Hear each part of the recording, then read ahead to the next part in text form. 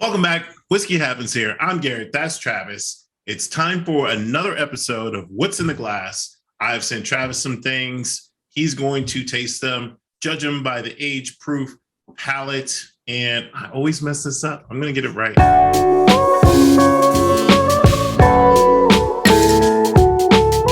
Based off a simple clue of what I've written on the bottle, Travis is going to see if he can tell possibly the age, proof, price point with just his palate. Travis, how you doing today? Oh, I'm doing good.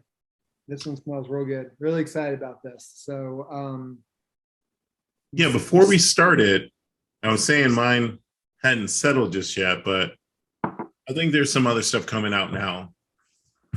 But I won't say too much. We're just going to get into it.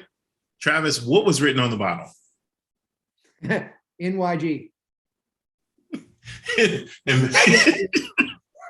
Tell everyone what you told me that stood for. Not yet, Jesus. No way. So,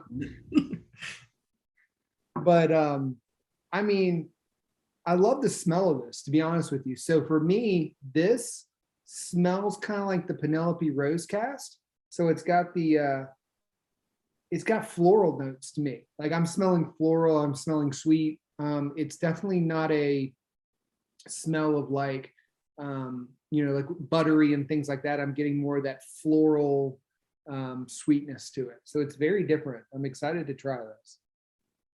I'm good. Nose it with you. Yeah. Interesting. All right, I'm gonna try it.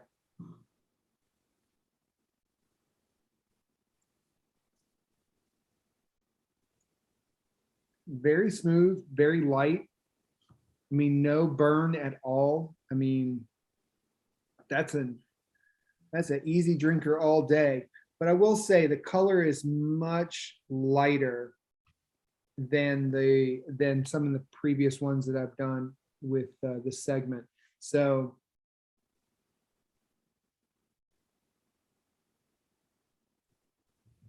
I'd say the proof is, I'd say below 100.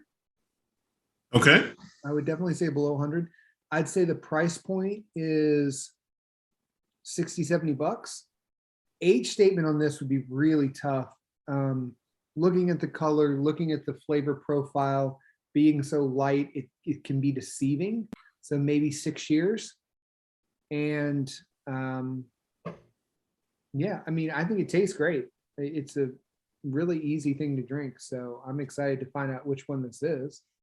Any guesses as to distillery and or what you're drinking?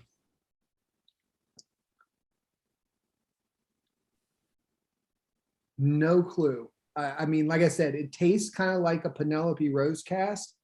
That's the first thing that gets to my mind. But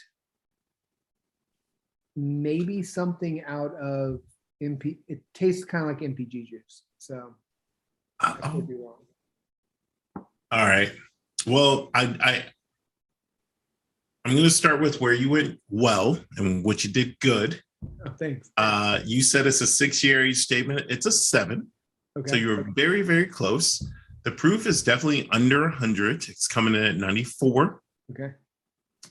I don't know.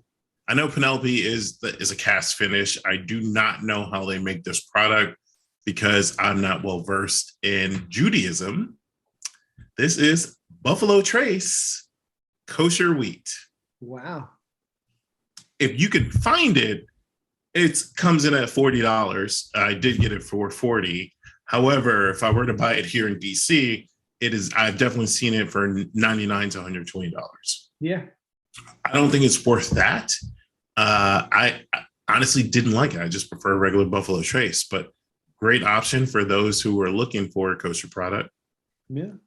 It's for me different. I mean, but it goes to show that another Buffalo Trace product, granted, you don't care for that much.